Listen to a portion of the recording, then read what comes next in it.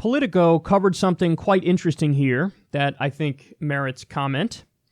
Senator Kamala Harris accused critics of identity politics of weaponizing the term to diminish issues of race, gender, and sexual orientation, pressing Democrats on Friday to address those issues head on.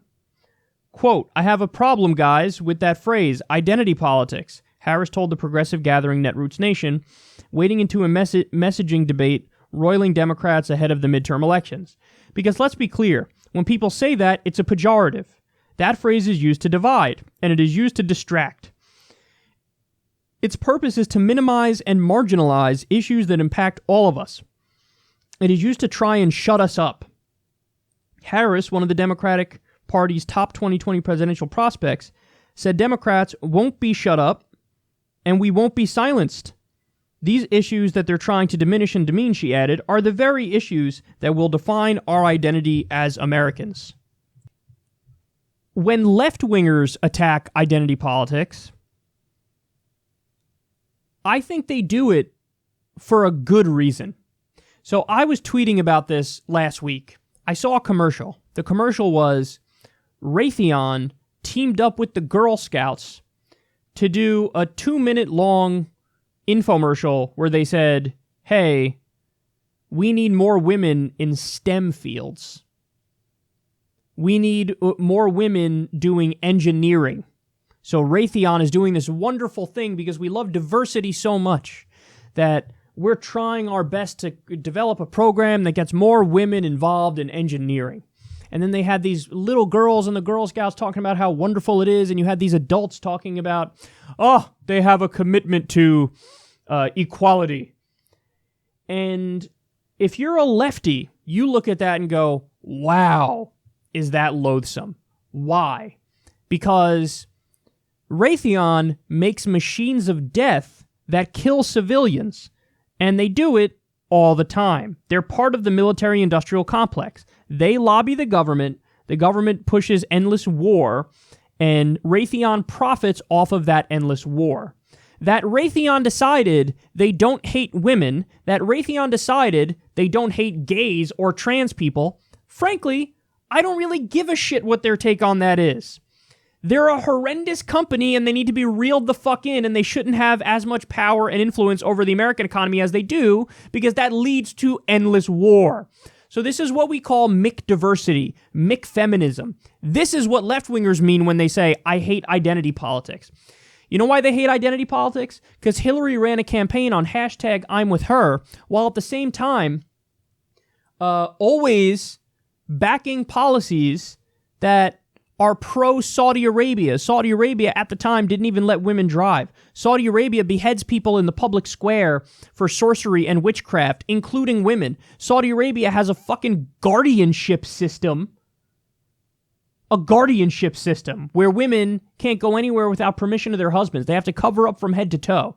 So when you are in favor of wars that massacred thousands and thousands of women, when you're in favor of a country that keeps women as second-class citizens, and then you run on I'm with her, that's the weaponization of diversity for cynical ends.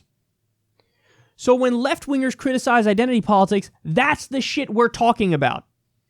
That's the shit we're talking about. So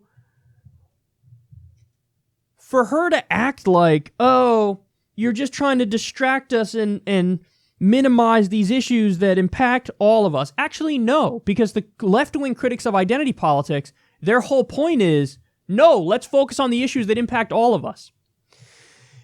Left-wing critics of identity politics, it's not like they're not in favor of ending the drug war. By the way, the drug war disproportionately targets minorities. So by ending the drug war, you get racial justice and you get justice for everybody. That's our fucking point.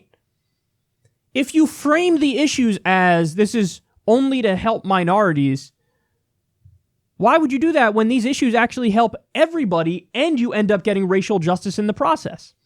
They over-focus on identity. Here's the point, guys. Corporate Democrats over-focus on identity as a trick to divert you from the issues that unite us all, class issues. So do you understand that?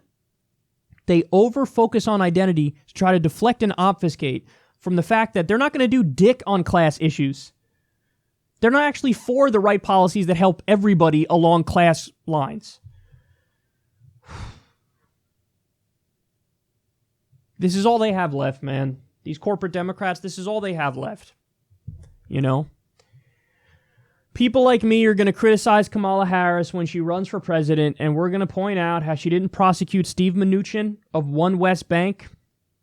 You know, Steve Mnuchin was foreclosing on grandmas illegally, kicking them out of their homes, screwing over people during the subprime mortgage crisis and the Great Recession for profit.